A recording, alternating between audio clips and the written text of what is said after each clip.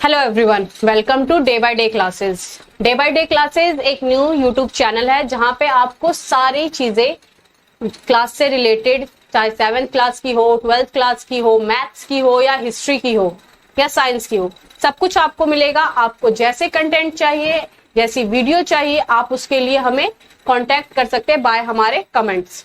और आज जो मैं चैप्टर पढ़ाने वाली हूँ वो है क्लास 7th की हिस्ट्री और इसका नाम है ट्रेसिंग चेंजेस थ्रू 1000 ईयर्स। इस चैप्टर में हम चेंजेस के बारे में पढ़ने वाले हैं जो 1000 ईयर्स के दौरान हमारी सोसाइटी में, हमारे कल्चर में, हमारी लैंग्वेजेस में और बहुत सारी चीजों में हुए हैं, चाहे वो इन्वेंशन का हो, ट्रेवलिंग का हो, इन सब के पे हम पढ़ेंगे। सबसे पहले यहाँ पे हम एक मैप देखते हैं। ये एक मैप है जो एक अरब के ज्योग्राफर ने बनाया था। ये मैप सब कॉन्टिनेंट का है, सब कॉन्टिनेंट यानी कि इंडिया। लेकिन अभी जो मैप हम देखते हैं उससे ये मैप कुछ रिलेटेड नहीं लग रहा है, क्योंकि उसमें ऐसा होता है कि ये वाला पोर्शन जो है यानी कि श्रीलंका, ये है श्रीलंका। ये हम ज्यादातर आजकल के मैप में साउथ में देखते हैं और इस मैप में हमें नॉर्थ में दिखाया गया है। और ये हमारे इंडिया का सदर्न पोर्शन है जो कि इस साइड की तरफ कुछ होता है, लेकिन ये अपसाइड डाउन मैप लग रहा है। इसमें जितने भी डिटेल्स लिखे हैं सारे हम देख सकते हैं, सब अरेबिक में लिखे हुए हैं, जो कि हमारे लिए पढ़ना तो काफी मुश्किल है। उसके बाद अब इस मैप के बारे में कुछ और जानते हैं। ये मैप 1154 सीई में बनाया गया था बाय अरब ज्योग्राफर अल अर्दिशी के द्वारा। और इस मैप में इंडिया की काफी डिटेल्स दी हुई हैं वर्ल्ड मैप के हिसाब से। उसके बाद यहाँ पे एक दूसरा मैप भी है जो फ्रेंच के कार्टोग्राफर ने बनाया था 1720 में। वो मैप नेक्स्ट पेज में है, तो हम उसके बारे में नेक्स्ट पेज पे देखेंगे। पहले हम ये जानेंगे कि ये कार्टोग्राफर्स होते क्या है। कार्टोग्राफर एक पर्सन होता है जो मैप बनाता है, मैप के बारे में पढ़ता है। तो फ्रेंच के मैप मेकर ने या फिर फ्रेंच के कार्टोग्राफर ने 1720 में एक मैप बनाया था जो कि अल अर्दिशी के मैप से काफी अलग था। तो ये मैप देखते हैं। ये मैप है जो फ्रेंच के कार्टोग्राफर ने बनाया है। ये मैप अब कैसे अलग है? इस मैप में जो हमारा श्रीलंका है वो हमें साउथ में दिख रहा है, जैसा कि आज के मैप में हमें दिखता है। यहाँ पे कुछ आइलैंड्स दिख रहे हैं, बे ऑफ बंगाल साइड में दिख रहा है, और इसमें काफी कुछ जो है इंग्लिश लैंग्वेज में लिखा हुआ है जो कि हम शायद पढ़ सकते हैं।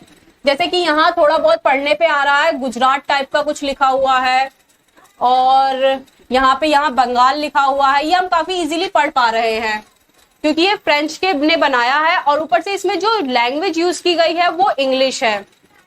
तो ये इन दो मैपों में डिफरेंस था। अब एक मैप बनाया गया था 1154 सीई में और दूसरा मैप बनाया गया है 1720 में। दोनों में लगभग 600 का डिफरेंस है, 7 to 600 का डिफरेंस। 7 to 600 के डिफरेंस में जब मैप बनाने वालों में इतनी ज्यादा डिफरेंस आया है, तो सोचिए उनकी लैंग्वेज में, उनके वे ऑफ टॉकिंग, उनके वे ऑफ ड्रेसिंग, कल्चर, पूजा करने का तरीका, एम्पायर बनाने का तरीका, उन सब में कितने चेंजेस आए होंगे। तो वो सारे चेंजेस का ओनली ब्रीफ हम इस चैप्टर के द्वारा देखने वाले हैं। मैंने ब्रीफ इसलिए कहा क्योंकि इसमें कई ऐसे पॉइंट आएंगे जहां पे हमें डिटेल्स के लिए दूसरे चैप्टर का रेफरेंस दिया होगा। जैसे जैसे हम 7th की हिस्ट्री आगे पढ़ते जाएंगे वैसे वैसे हमें आगे की डिटेल्स मिलती जाएगी। अब जैसा कि मैंने बताया कि यहाँ पे जो बात स्टार्ट हुई थी मैप की, वो स्टार्ट हुई थी 1154 सीई से, यानी 1154 सीई से। तो ये आज से लगभग 1000 साल पुरानी बात है, ठीक है। तो उससे पहले की भी कोई हिस्ट्री रही होगी, 1000 साल से भी पहले की हिस्ट्री। तो जो इससे पहले की हिस्ट्री रही होगी उसे हम मानेंगे एंशिएंट हिस्ट्री। और जो ये अभी की बात कर रहे हैं हम 1154 से लेके आज तक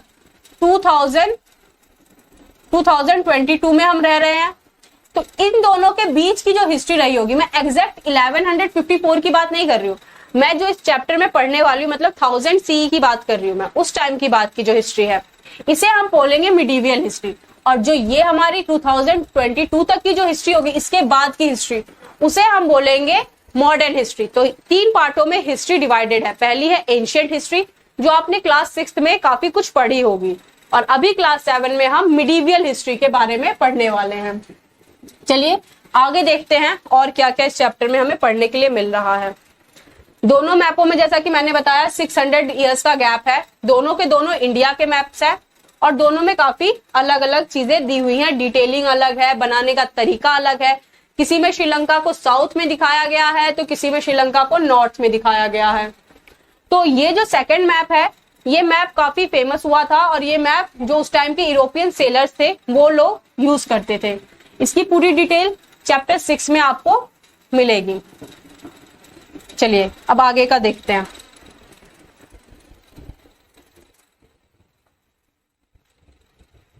Equally important is the fact that the science of cartography different in 2 periods। अब ये तो सबको पता है कि दोनों कार्टोग्राफी में काफी डिफरेंस था, दोनों के बनाने के तरीके, लैंग्वेज का तरीका दोनों का अलग था, और ये बात सच है, और दोनों के ही इंपॉर्टेंट है। क्योंकि अगर हम बोले कि वो मैप तो गलत है, आज के मैप के हिसाब से है नहीं, तो इससे भी हमारा काम नहीं चलने वाला। क्योंकि उस मैप के थ्रू हम उस टाइम के लोगों का बहुत सारी चीजें जान सकते हैं कि वो कौन सी लैंग्वेज यूज करते थे, किस हिसाब से वर्ल्ड को देखते थे, ये सब भी हमारे लिए बहुत जरूरी है।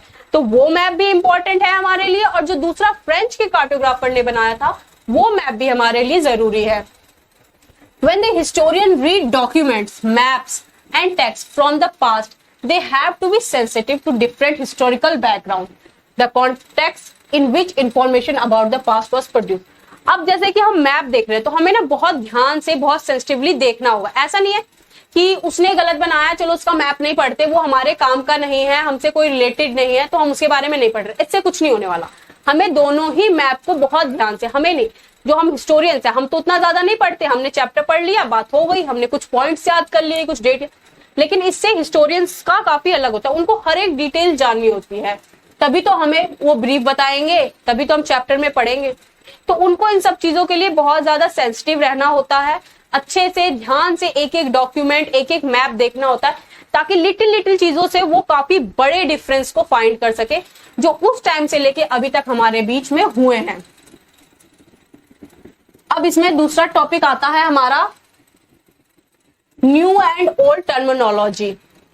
न्यू एंड ओल्ड टर्मिनोलॉजी में क्या पढ़ने वाले हैं? इस टाइम में हम पढ़ने वाले हैं कि जो लैंग्वेज कैसे चेंज हुई, वोकैबुलरीज कैसे चेंज हुई, उनकी मीनिंग कैसे चेंज हुई एक टाइम से दूसरे टाइम में, मतलब इन 1000 ईयर्स के बीच में, मतलब मिडीवियल हिस्ट्री से लेके मॉडर्न हिस्ट्री में या फिर आज के मॉडर्न टाइम में लैंग्वेजेस कैसे बदली है। क्या वो लैंग्वेजेस वही है जो उस टाइम में यूज हो रही थी और अभी भी यूज हो रही है? कुछ लोग शायद बोले नहीं, कुछ लोग बोले हाँ, हो भी सकता है, नहीं भी हो सकता। जैसे कि अभी मैंने ऊपर पढ़ा था कि वो मैप सब कॉन्टिनेंट का था। किसका था? सब कॉन्टिनेंट का। तो जो सब कॉन्टिनेंट मतलब हम जो हैं, हम सब कॉन्टिनेंट का मतलब समझते हैं इंडिया, लेकिन क्या उस टाइम के लोग भी सब कॉन्टिनेंट को इंडिया की तरह ही मानते थे? चलिए देखते हैं। इसमें सबसे पहले हमें एग्जाम्पल दिया हुआ है मिडीवियल पर्शियन का। तो मिडीवियल पर्सन में क्या और मॉडर्न पर्सन में क्या डिफरेंस है? दोनों के सिर्फ बोलने के तरीके में नहीं कि उनकी ग्रामर चेंज हो गई इसलिए, जैसे कि हम मानते हैं कि महाभारत वाली जो हिंदी होती है, जो हम महाभारत देखते हैं, उसमें काफी शुद्ध हिंदी बोलते हैं, हमारी हिंदी काफी अलग हो गई है। सिर्फ ऐसा नहीं, तो कुछ ऐसे वर्ड्स थे, वोकैबुलरीज थी, जिनकी मीनिंग टोटली चेंज हो गई है। वोकैबुलरी प्रोनाउंसिएशन सेम है बट मीनिंग ही बदल गई है इन टाइम के चेंजेस में।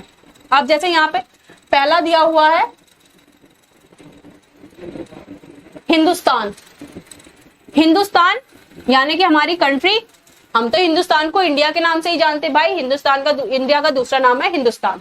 लेकिन उस टाइम के लोग हिंदुस्तान को दूसरा इंडिया नहीं बोलते थे, या हिंदुस्तान मतलब पूरा का पूरा इंडिया नहीं। जैसे मैंने इंडिया का मैप आपको दिखाया था, तो मैंने साउथ इंडिया भी सर्कल किया था कि साउथ इंडिया है। 13th सेंचुरी में जो मिनहाज इल सिराज थे, इन्होंने पर्शियन में जो हिंदुस्तान को बोला था, वो हिंदुस्तान साउथ इंडिया को इंक्लूड करता ही नहीं था। वो हिंदुस्तान सिर्फ और सिर्फ पंजाब का एरिया, हरियाणा का एरिया और the land between the Ganga and Yamuna, सिर्फ माने कि देखा जाए तो पंजाब, हरियाणा और गंगा वाला एरिया, मतलब UP, Bihar, north India, basically सिर्फ नॉर्थ इंडिया को वो हिंदुस्तान के नाम से जानते थे। लेकिन हम हिंदुस्तान के नाम से किसे जानते हैं? पूरे के पूरे इंडिया को, उसमें north India, east India, south India, सारी इंडिया शामिल है उसमें। होल इंडियन कंट्री को हम हिंदुस्तान के नाम से जानते हैं, बट वो नहीं, वो सिर्फ नॉर्थ इंडिया को ही हिंदुस्तान बोलते थे। He used the term in the political sense of land that were part of the dominant of Delhi Sultan. उन्होंने जो हिंदुस्तान टर्म है वो उस लैंड के लिए बोला था जो दिल्ली सुल्तान, मतलब जो दिल्ली का राजा था, सुल्तान माने राजा, जो दिल्ली का राजा था उसके अंडर जो लैंड आता था सिर्फ वो उसको हिंदुस्तान बोलते थे। बाकी साउथ इंडिया में दिल्ली सल्तनत नहीं थी तो वो उसको हिंदुस्तान नहीं मानते थे।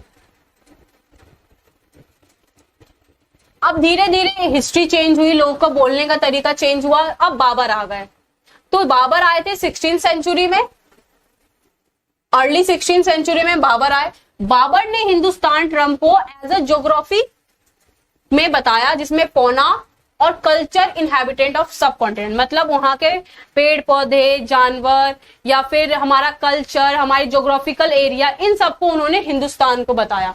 लेकिन इन लोगों में से जितने ने भी हिंदुस्तान की मीनिंग दी, उनमें से किसी ने भी हिंदुस्तान को एज अ प्रेजेंट इंडिया नहीं बताया था। उन्होंने सिर्फ अभी के नॉर्थ इंडिया को ही हिंदुस्तान माना था, वो साउथ इंडिया को इंक्लूड ही नहीं करते थे। 14th सेंचुरी में मीर खुसराओ नाम का एक पोएट आया जिन्होंने हिंदी वर्ड हिंद बोला, हिंदुस्तान को उन्होंने हिंद बताया। और ये आइडिया भी ज्योग्राफिकल और कल्चरली इंडिया का ही था, उसमें भी साउथ इंडिया इंक्लूड नहीं होता। उन्होंने पॉलिटिकली, ज्योग्राफिकली उसकी मीनिंग निकाली थी। Historians have to be careful about the term they use because they mean different things in the past. अब जब हिंदुस्तान के बारे में उन्होंने सिर्फ नॉर्थ इंडिया को हिंदुस्तान बोला है, तो अभी का जो हिस्टोरियन होगा या जैसे अभी के हम जो लोग हैं, हम हिंदुस्तान को एज अ इनसेंसिबल नहीं ले सकते कि भाई चलो हिंदुस्तान है तो वो इंडिया की बात कर रहा है। इतनी आसानी से हम नहीं बोल सकते। हमें अच्छे से ध्यान से वो टेक्स्ट पढ़ने पड़ेंगे कि भैया वो कौन से हिंदुस्तान की बात कर रहा है, नॉर्थ इंडिया की, साउथ इंडिया की या पूरे इंडिया की।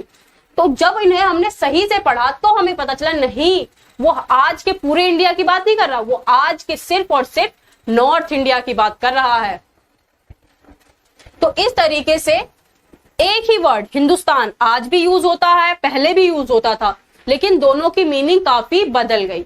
उसी तरीके से एक दूसरा एग्जाम्पल हमें दिया गया है फॉरेनर्स। फॉरेनर्स काफी कॉमन वर्ड है, वो भी यूज करते हैं, हम भी यूज करते थे। अब बोलोगे क्या वो लोग इंग्लिश बोलते थे क्या जो फॉरेनर्स यूज कर रहे थे? नहीं, इंग्लिश में फॉरेनर्स और हिंदी में एक वर्ड हम यूज करते थे परदेसी। गाना आता ना परदेसी परदेसी, हाँ वही वाला परदेसी। तो उस परदेसी का मतलब ये नहीं होता था जो विदेश से आया है घूमते फिरते वो परदेसी है हमारा, नहीं, वो हर एक इंसान जिसे मैं नहीं जानती, जिसे मैंने अपने गांव में नहीं देखा, जो मेरे कबीले का नहीं है, वो सारे के सारे परदेसी है मेरे लिए। भले वो पड़ोस वाले गांव से आया है, पड़ोस वाले जंगल का है, लेकिन वो परदेसी है। जैसे कि मान लो अब शहरों के जो लोग होते हैं वो जंगल में जाएंगे, जंगल वाले उन्हें क्या बोलेंगे? परदेसी बोलेंगे। और जंगल वाले अगर शहर में आ रहे हैं तो जंगल वाले अगर शहर में आ रहे हैं तो शहरी उन्हें क्या बोलेंगे? परदेसी। लेकिन आज के टाइम पे हम परदेसी वर्ड किन के लिए यूज करते हैं? वो लोग जो फॉरेन से ट्रेवल कर रहे हो दूसरी कंट्री में। मतलब अगर मैं इंडिया से पाकिस्तान, हमारा दुश्मन है वहां नहीं जाना चाहिए, चलिए छोड़िए, पाकिस्तान का मुद्दा बहुत बड़ा है, दुश्मन भी नहीं है, दूसरी कंट्री है, लेकिन हम लोग थोड़ा वैसे सेंसिटिव हो जाते हैं, हम पाकिस्तान के मुद्दे पे नहीं जाना पाकिस्तान में। हम इंडिया से चलते हैं इंग्लैंड, यूके, बहुत लोग जाते हैं, बहुत लोगों का सपना है जाने का। अब मैं जब यूके में जाऊंगी तो यूके में मैं क्या हूं? फॉरेनर हूं। और कोई भी अगर एकदम व्हाइट रेड चीक वाला आ गया हमारे इंडिया में तो वो हमारे लिए फॉरेनर हो जाता है। हम तो इतने अति वाले फॉरेनर्स बनाते हैं कि हम नॉर्थ ईस्ट वालों को भी दूसरी कंट्री का डिक्लेयर कर देते हैं। तो उसी तरीके से उस टाइम के लोग भी दूसरे गांव वाले को, या फिर कोई ट्रेवलर आया, कोई मर्चेंट आया जो उसके गांव में कुछ बेचने आया बट उसके गांव का नहीं है, तो वो उसके लिए परदेसी हो गया। लेकिन इसमें एक और चीज थी कि अगर वो उसी गांव का है बट वो उसकी लैंग्वेज नहीं बोल रहा, उसके कास्ट का नहीं है, तो भी वो उसके लिए परदेसी नहीं होगा तो भी वो उसके लिए अपना भाईचारा है भाई, अपने गांव का बंदा है भाई भाई। यहां हमारा ये टॉपिक खत्म हो जाता है, न्यू एंड ओल्ड टर्मिनोलॉजी। अब अगले टॉपिक के लिए अगली वीडियो में मिलते हैं।